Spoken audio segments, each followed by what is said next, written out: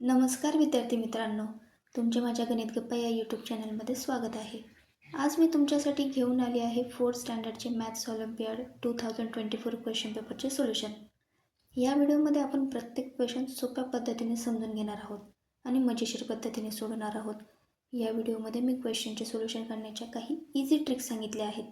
ते पाहण्यासाठी व्हिडिओ शेवटपर्यंत नक्की पहा. चला तर मग मित्रांनो, अचिव्हर सेक्शनला सुरुवात करूया. Question number 31.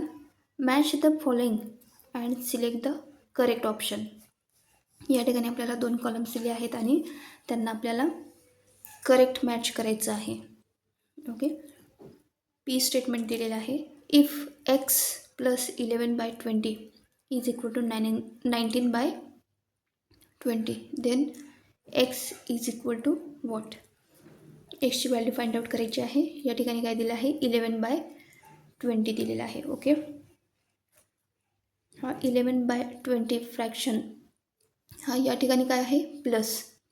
हा इक्वल टू साईन क्रॉस करून जाताना काय होईल, मायनस. ओके, तर स्टेटमेंट कसं तयार होईल बघा. X is equal to 19/20 as it is minus 11/20. दोघांचे डिनॉमिनेटर सेम आहेत. न्यूमरेटरचं काय होईल मग, सबस्ट्रॅक्शन. 19 - 11 8/20. एक्सची व्हॅल्यू काय मिळाली, 8/20. ओके, 3 सोबत मॅच झाला पी स्टेटमेंट. क्यू स्टेटमेंट पाहूया. काय दिलेलं आहे, 7/11 is equal to x upon 121 then x upon 9 is equal to what. या ठिकाणी आपल्याला एक्सची व्हॅल्यू फाइंड आउट करायची आहे. बघा या ठिकाणी काय दिलेलं आहे, 121. 11चा स्क्वेअर काय तो 121. तर या ठिकाणी 11ला 121मध्ये कन्वर्ट करण्यासाठी काय करावं लागेल, 11ने मल्टिप्लाय करावं लागेल. 11 × 11 काय येईल, 121. जर आपण डिनॉमिनेटरला 11ने मल्टिप्लाय करतो आहे तर आपल्याला न्यूमरेटरला पण 11ने मल्टिप्लाय करावं लागेल. म्हणजे हे काय मिळेल मग आपल्याला, 11 × 7 77/121 is equal to x upon 121. Okay, denominator same आहेत, न्यूमरेटर्स पण काय येतील, सेम. तर एक्सची व्हॅल्यू काय मिळाली मग, 77. ओके, तर या ठिकाणी काय मिळालं आपल्याला, एक्सची व्हॅल्यू काय मिळाली आहे आपल्याला, 77. 77/9. आता हा या ठिकाणी आपल्याला इम्प्रॉपर फ्रॅक्शन आहे. ह्या इम्प्रॉपर फ्रॅक्शनला आपण मिक्स फ्रॅक्शनमध्ये कन्वर्ट करू शकतो. मिक्स फ्रॅक्शनमध्ये कन्वर्ट करण्यासाठी काय करावं लागेल आपल्याला, 77 / 9.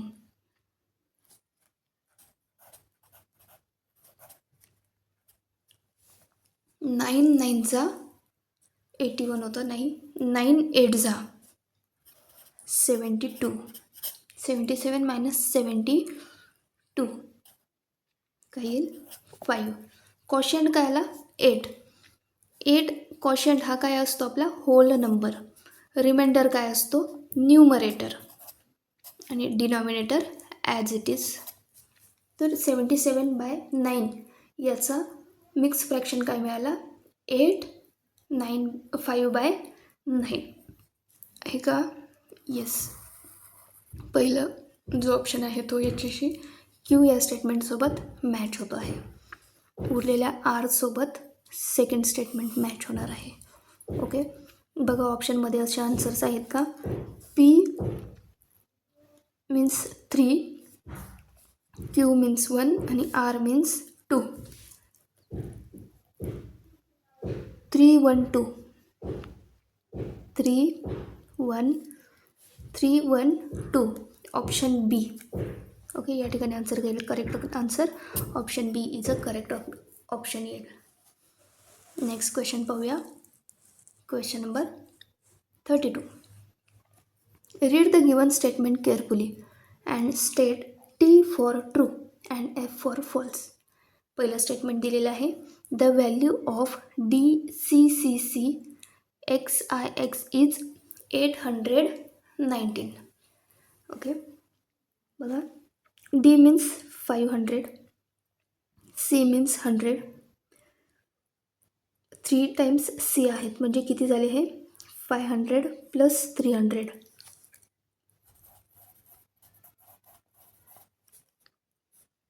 Plus X means 10, IX means 9. Okay, तर या सगळ्यांची जर ॲडिशन केली तर काय मिळतं आहे आन्सर 819. तर हा जो आपला रोमन नंबर आहे तो कोणत्या नंबरचा रोमन नंबर आहे 819चा. म्हणजे दिलेलं पहिलं जे स्टेटमेंट आहे ते कसं आहे ट्रू स्टेटमेंट आहे. सेकंड स्टेटमेंट चेक करूया. The number 79,523 when round off to the nearest 1000 place become 80,000. Nearest काय करायचं आहे 1000 प्लेस. बघा, याची 1000 प्लेस, याचं नियरेस्ट काढायचं आहे. 1000 प्लेसचा नियरेस्ट काढायचा असेल तर आपण 100 प्लेस बघतो. 100 प्लेसवरती काय डिजिट आहे 5 किंवा 5पेक्षा जर मोठा असेल तर पुढच्या डिजिटमध्ये 1 ॲड होतो. तर या ठिकाणी काय होईल, यात 1 डिजिट ॲड होईल 9मध्ये. 9मध्ये जर 1 डिजिट ॲड केला तर काय होईल 9 + 1 10, पुढच्या नंबरकडे कॅरी जाईल. किती झाला 80. म्हणजे हा जो दिलेला नंबर आहे 79,523 याचा nearest 1000 place round of number काय मिळतो आहे 80,000. म्हणजे दिलेलं सेकंड स्टेटमेंट पण कसं आहे ट्रू स्टेटमेंट आहे. ओके, ऑप्शन्स चेक करा. बघा, ऑप्शन पहिलं statement true, second statement true. बघा, ऑप्शन बीमध्ये सेकंड स्टेटमेंट फॉल्स दिलं आहे, ऑप्शन बी एलिमिनेट. ऑप्शन सीमध्ये पहिलं स्टेटमेंट फॉल्स दिलं आहे पण आपलं काय आहे ट्रू, म्हणजे सी स्टेटमेंट पण एलिमिनेट, डी स्टेटमेंट पण एलिमिनेट येईल, डी ऑप्शन. ओके, तर करेक्ट आन्सर काय येईल मग option A is a correct option येईल. ऑप्शन एमधलं पहिलं आणि सेकंड स्टेटमेंट कसे आहेत ट्रू स्टेटमेंट आहेत, बाकीचे सगळे काय केले आपण एलिमिनेट्स केले. ओके, तर करेक्ट आन्सर काय येईल option A is a correct option येईल. नेक्स्ट क्वेश्चन पाहूया. Question number 33. Observe the given figure carefully and select the incorrect option. या ठिकाणी 2 डायग्राम्स दिलेले आहेत, figure P and figure Q. यांचं केअरफुली ऑब्झर्वेशन करायचं आहे आणि इनकरेक्ट ऑप्शन आपल्याला खाली 4 ऑप्शन्स दिलेले आहेत. त्या 4 ऑप्शन्समधील इनकरेक्ट ऑप्शन कोणता आहे ते आपल्याला शोधायचं आहे. ओके, फर्स्ट ऑप्शन बघूया. The perimeter of shaded part of figure P is 90 centimetre. Okay, पहिलं स्टेटमेंट काय सांगताय बघा, फिगर पीचं शेडेड पार्टचा पेरिमीटर हे 90 सेंटीमीटर आहे. ओके, चला तर मग फिगर पीचा शेडेड पार्टचा पेरिमीटर काढून घेऊया. 1 2 3 4 5 6 7 8 9 10 11 12 13 14 15 16 17 18 19 20 21 22 23 24 25 26 27 28 29 30. ओके, फिगर पीचा शेडेड पार्टचा पेरिमीटर फाइंड आउट करायचा आहे. तर शेडेड पार्टचा जो आउटर पार्ट आहे त्याची प्रत्येक बॉक्सची लेंथ किती दिलेली आहे 3 सेंटीमीटर आणि विड्थ पण 3 सेंटीमीटर आहे. तर शेडेड पार्टच्या आउटर साईड्स मी काउंट करून घेतल्या. या ठिकाणी शेडेड पार्टच्या आउटर साईड्स किती आल्या आहे 30. एक साईड किती सेंटीमीटरची आहे 3 सेंटीमीटर. टोटल साईड्स किती होत्या 30 सेंटीमीटर, म्हणून 30 × 3, 3 3 9, 90 सेंटीमीटर. म्हणजे फिगर पीचा जो शेडेड पार्ट आहे त्याचा पेरिमीटर काय निघाला 90 सेंटीमीटर. या ठिकाणी पण काय सांगितलं आहे ऑप्शन एमध्ये 90 सेंटीमीटर. म्हणजे ऑप्शन ए कसा आहे, करेक्ट ऑप्शन आहे. पण आपल्याला काय चूज करायचं आहे, इनकरेक्ट ऑप्शन सिलेक्ट करायचं आहे. ओके, म्हणून ऑप्शन ए येणार नाही. ऑप्शन बी चेक करूया. The perimeter of shaded part of figure Q is 112 centimetre. Okay, या ठिकाणी फिगर क्यूचा पेरिमीटर फाइंड आउट करायचा आहे. शेडेड पार्टचा पेरिमीटर फाइंड आउट करायचा आहे. तो काय दिलेला आहे, 112 सेंटीमीटर दिलेला आहे. आपण कॅल्क्युलेट करूया 112 सेंटीमीटर येतो की दुसरा पाहूया. त्यावरून ठरवूया ऑप्शन बी करेक्ट स्टेटमेंट आहे की इनकरेक्ट स्टेटमेंट आहे. ओके, चला तर मग काउंट करूया outer sides. 1 2 3 4 5 6 7 8 9 10 11 12 13 14 15 16 17 18 19 20 21 22 23 24 25 26 27 28 29 30 31 32. Total outer sides किती आहेत, 32. प्रत्येक आउटर साईडची एक साईड किती सेंटीमीटरची आहे, 4 सेंटीमीटर. म्हणून काय करावं लागेल, 32 इंटू 4. 4 2 जा 8, 4 3 जा 12. फिगर क्यूच्या शेडेड पार्टचा पेरिमीटर काय मिळाला, 128 सेंटीमीटर. या ठिकाणी स्टेटमेंटमध्ये काय दिलेलं आहे, 112 सेंटीमीटर. म्हणजे दिलेलं बी स्टेटमेंट हे कसं आहे, इनकरेक्ट स्टेटमेंट आहे. ओके, आणि आपल्याला काय सिलेक्ट करायचं आहे, इनकरेक्ट स्टेटमेंटच सिलेक्ट करायचं आहे. ओके, बघा ऑप्शन डीमध्ये ऑप्शन काय दिलेलं आहे, बोथ बी अँड सी. म्हणजे ऑप्शन बी आणि ऑप्शन सी हे दोघं इनकरेक्ट ऑप्शन्स आहेत. तर या ठिकाणी आपला बी ऑप्शन तर इनकरेक्ट ऑप्शन मिळालेला आहे. तर सी पण आपल्याला चेक करावं लागेल. तर सी पण चेक करून बघूया, हा दिलेला ऑप्शन करेक्ट ऑप्शन आहे की इनकरेक्ट ऑप्शन आहे. त्यावरून आपल्याला ऑप्शन ठरवता येईल. ओके, ऑप्शन सी दिलेला आहे, the number of lines of symmetry in figure Q is 1. बघा या ठिकाणी फिगर क्यूला number of line of symmetry is 1. एक लाईन जर दिली यात तर त्यामुळे दिलेली डायग्राम ही सिमेट्री डायग्राम मिळणार आहे.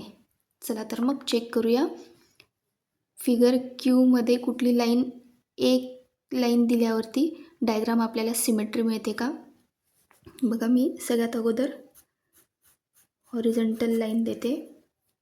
हॉरिझॉन्टल लाईनमुळे डायग्राम सिमेट्री होते का, नाही. व्हर्टिकल लाईन देऊन पाहते. व्हर्टिकल लाईनमुळे पण आपल्याला डायग्राम सिमेट्री मिळत नाही आहे. हॉरिझॉन्टल लाईन देऊन पाहते, नाही. या साईडची हॉरिझॉन्टल लाईन देऊन बघते, तर आपल्याला एकही सिमेट्री लाईन मिळत नाही आहे फिगर क्यूमध्ये. पण या ठिकाणी त्यांनी काय म्हटलेलं आहे की एक लाईन सिमेट्री मिळते आहे. तर हे दिलेलं सेंटेन्स पण कसं आहे, इनकरेक्ट स्टेटमेंट आहे. म्हणजे या ठिकाणी आपल्याला 2 इनकरेक्ट स्टेटमेंट मिळाले, ऑप्शन बी आणि ऑप्शन सी.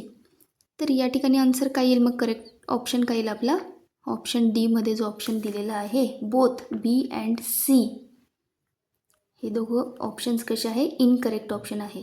म्हणून आपलं आन्सर काय येईल, option D is a correct option येईल.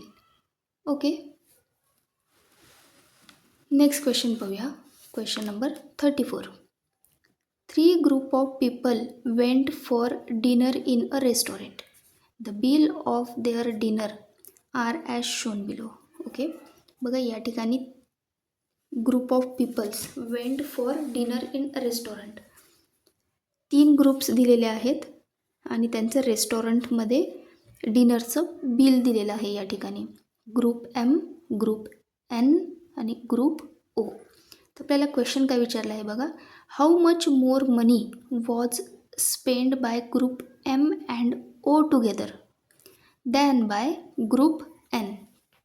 बघा या ठिकाणी ग्रुप एम आणि ग्रुप ओ ह्या दोघांचं मिळून जेवढं बिल तयार होतं आहे ते ग्रुप एनपेक्षा कितीने जास्त आहे ते आपल्याला या ठिकाणी फाइंड आउट करायचं आहे.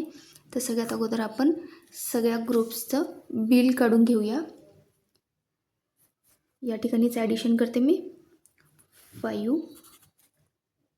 5 plus 1 6, 6 plus 2 8, 8 plus 7 15, 15 plus 5 20, carry 2, 4 plus 2 6, 6 plus 2 8, 8 plus 3 11, 11 plus 1 12, 12 plus 3 15. Group एमचं रेस्टॉरंटचं बिल किती आलं? 1505 रुपीज. ग्रुप एनचं कॅल्क्युलेट करून घेऊया. ॲडिशन करूया. 0, 7 plus 3 10, 10 plus 8 18, 18 plus 8 26, 2 plus 3 5, 5 plus 1 6, 6 plus 2 8, 8 plus 3 11, 11 plus 4 15. Group ओचं बिल काढूया. ॲडिशन करूया. 0,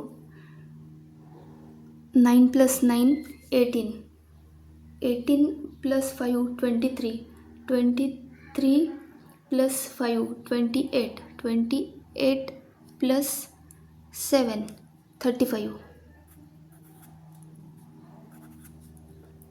4 प्लस 4 8, 8 प्लस 2 10, 10 प्लस 3 13. ओके. बघा या ठिकाणी ग्रुप एम आणि ओ यांच्या बिलाची ॲडिशन करायची आहे आपल्याला. ओ ग्रुपचं बिल किती आहे? 1350. 5 5 8 2. ग्रुप एम आणि ओ यांचं बिल हे आहे आणि ग्रुप एनचं बिल किती आलेलं आहे? 1560. तर ग्रुप एम आणि ओचं बिल हे ग्रुप एनच्या बिलापेक्षा कितीने जास्त आलं आहे ते काढण्यासाठी आपल्याला काय करावं लागेल? ग्रुप एम आणि ओचं आलेल्या बिलातून ग्रुप एनचं बिल सबस्ट्रॅक्ट करावं लागेल. 5 - 0 5, 5मधून 6 सबस्ट्रॅक्ट नाही होऊ शकत. 7 8कडून आपण कॅरी घेतला. या ठिकाणी 7 झाला. 15 15 - 6 9, 7 - 5 2, 2 - 1 1. तर कितीने जास्त बिल आहे एम आणि ओ ग्रुपचं? तर 1295 रुपीजने. ऑप्शनमध्ये आहे का आन्सर? येस, या ठिकाणी ऑप्शन सी दिसतो आहे. Option C is a correct option येईल. ओके. नेक्स्ट क्वेश्चन पाहूया. Question number 35. The given bar graph shows the number of different flavor of cakes baked in a bakery in a particular month. Study the given graph carefully and answer the following questions. बघा या ठिकाणी वेगवेगळ्या फ्लेवर्सचे cake दिलेले आहेत. Y axis denote करतो आहे आणि x axis काय डिनोट करतो आहे? Number of cakes. ओके. यावर असलेले क्वेश्चन्स पाहूया. क्वेश्चन नंबर 1 दिलेला आहे. Which 2 flavour of cake bake were 3 times of the mango cake bake. बघा पहिला क्वेश्चन काय दिलेला आहे त्यांनी? असे कोणत्या 2 फ्लेवर्सचे केक तयार केलेले आहेत की जे मँगो केकच्या 3 टाइम्स आहेत. सगळ्यात अगोदर बघा मँगो केक किती आहे? Mango cakes 30. मँगो केकच्या किती टाइम्स? 3 टाइम्स.